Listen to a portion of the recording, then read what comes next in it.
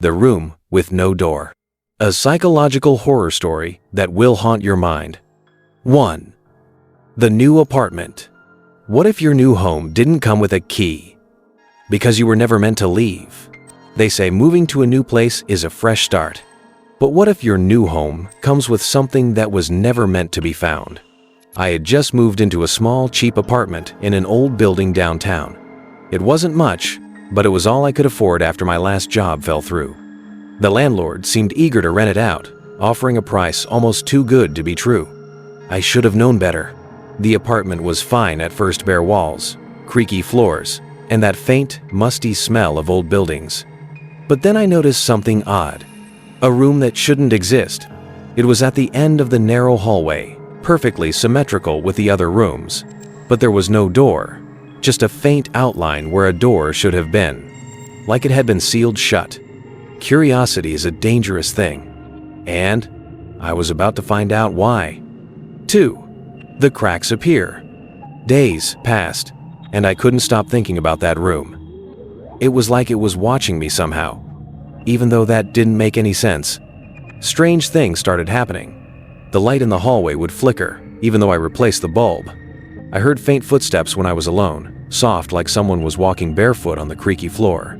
Objects in the apartment moved slightly from where I'd left them: my keys, my coffee mug, even a photo frame.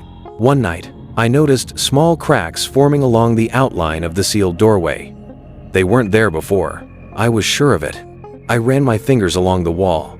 The texture felt different, colder than the rest of the apartment, almost like it was hiding something underneath. That's when I heard it. A faint knock from the other side. At first, I thought it was a neighbor. Maybe an old utility closet?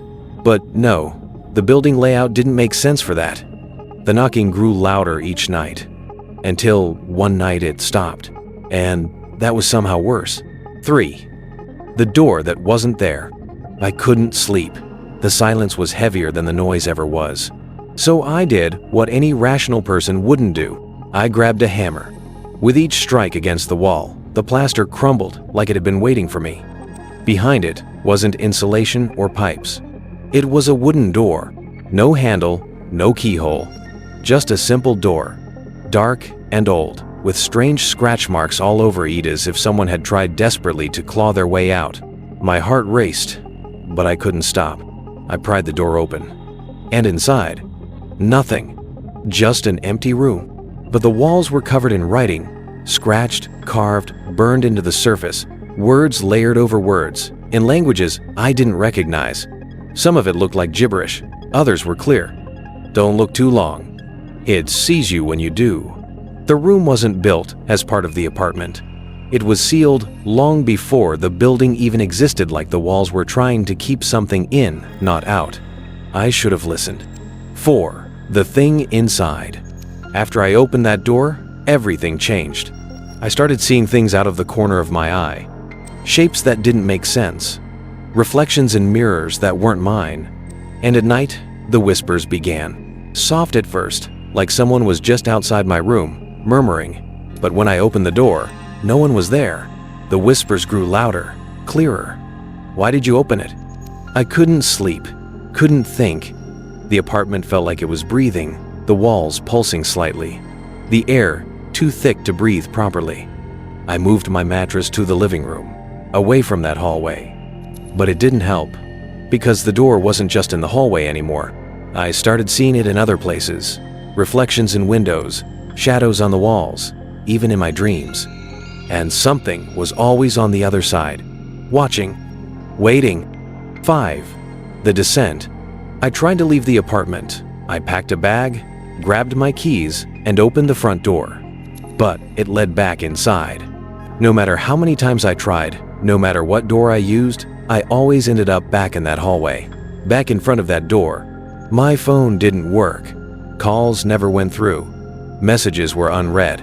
I even tried breaking a window, but outside was just blackness, like the world beyond had been erased. I wasn't trapped in the apartment.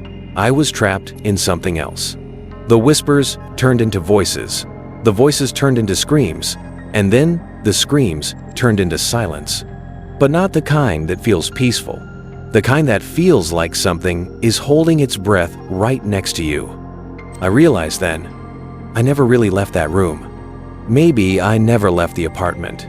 Maybe this is all just an illusion, something created to keep me here. Or maybe I've always been here.